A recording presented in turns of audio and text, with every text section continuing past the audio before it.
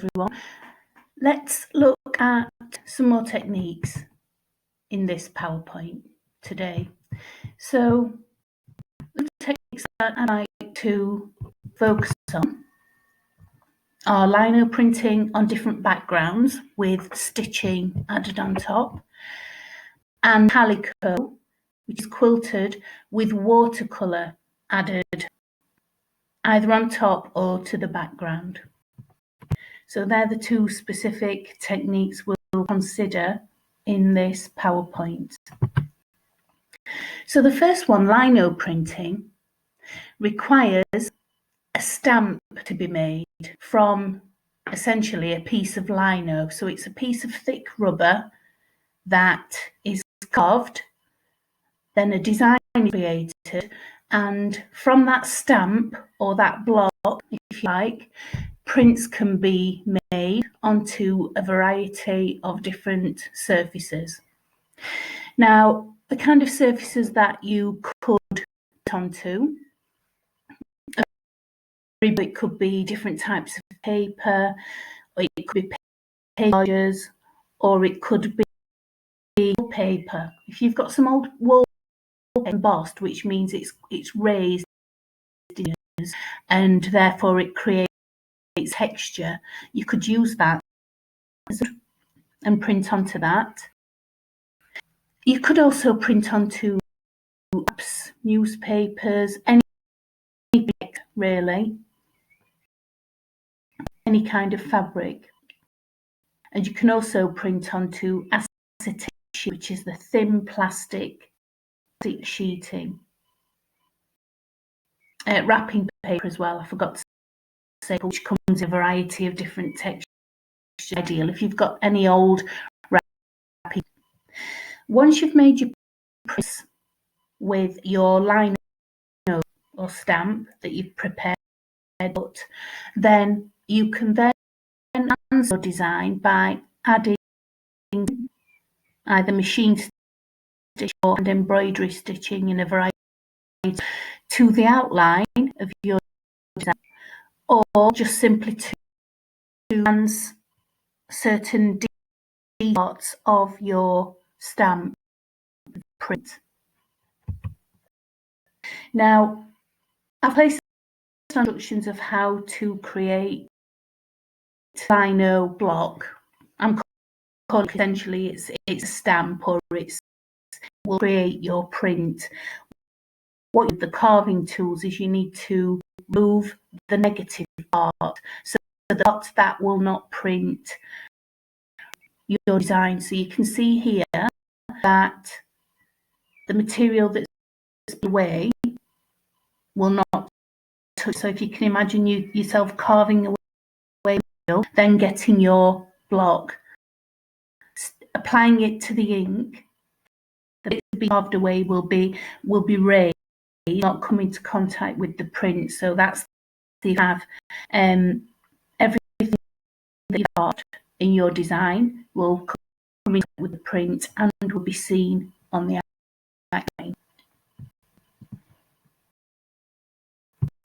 So once you've got your print, your block, then you've applied colour, you can print to your surface. Now, you need to bear in mind what artist you've chosen for inspiration, because not artists use these printed blocks. If I was to choose Priscilla Jones, or chosen that particular artist, I probably would use this technique because she works mainly with pleat. If I was to choose Naomi, she normally layering fabrics, and she particularly use this technique. If you've chosen Ed, however, he works or uses monoprinting. Now, monoprinting is very similar to lino print. As the name suggests, there's a print there, and when you monoprint, you're creating an image several times or several times of the same image. So if you Ed Fairbairn as your artist for inspiration, use lino printing in your piece. So you know to your artist and what techniques they use when you've written, and that actually inspire you to use a particular technique. So, you know, you'd think that you're going to work that you like, and then once you've researched that or what techniques they use, then you're going to try and copy that.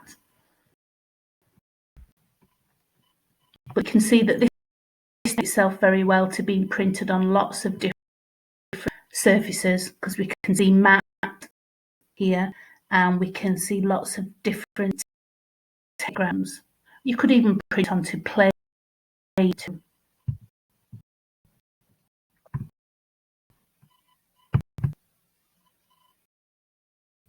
So let's move on to the second technique we're going to look at in this video today, and it is using quilted calico and then applying watercolour to the. Now, calico essentially is a heavy cotton to work with, and it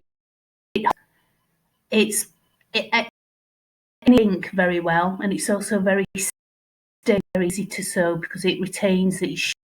It's a very stable, strong fabric.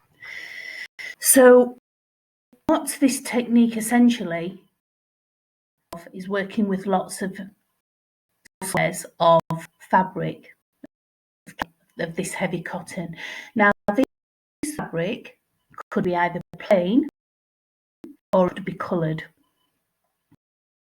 First, you're going to build up your image by stitching these squares. You'd always stitch, you'd put the right side and then you'd straight stitch. You don't really want to use stitch here because a straight stitch will stitch your squares together securely and not leave any gaps.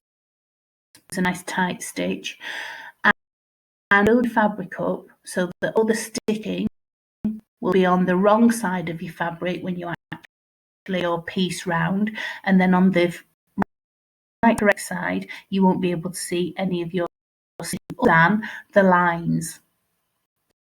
So this quilted effect.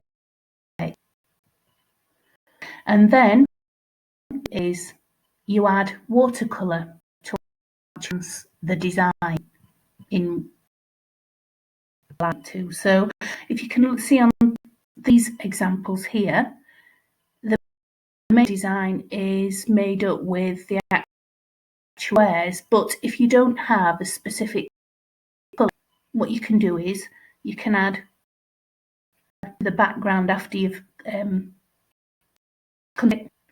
just with watercolour, so you can build up your picture that way using both coloured squares and adding watercolour once you've stitched all your squares.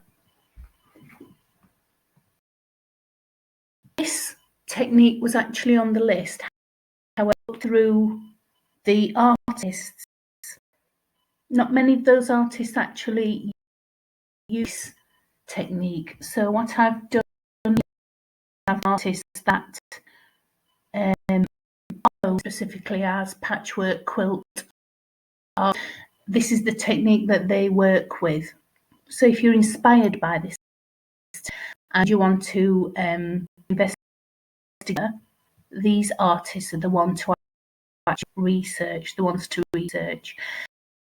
It's a really lovely technique because you can create your own well, and what you're doing is you're drawing with the fabrics. You're enhancing the main structure with some colour at the end, and you can see you get some real technique. Overall image, you get a really nice overall end result with this.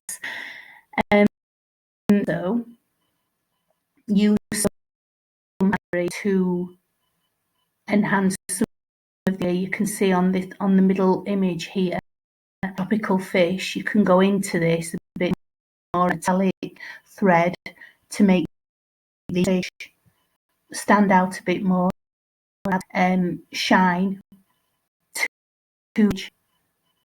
But I think this is a directive technique, and particularly itself well to what you need to do, which is an end panel, and it's not a product, one flat piece. So hopefully these two have given you more idea. Remember that when you're actually teaching these techniques, you need to, it's a combination of two, you need to research the two parts individually, because you won't really find much about technique if you looked it up together. So for example, if I patchwork quilts, what colour added, I probably wouldn't find much. So you have to research each part of it individually. So yeah, hopefully you've got some ideas, and the next year what I'm going to be looking at is how to come up with the actual piece and all the factors that you include to get to that result. So we've really covered all the main steps of course now. Within this topic of course we've covered depths, and in the next video I'll show you can link in all the steps to end up with the panel. Thank you very much for listening.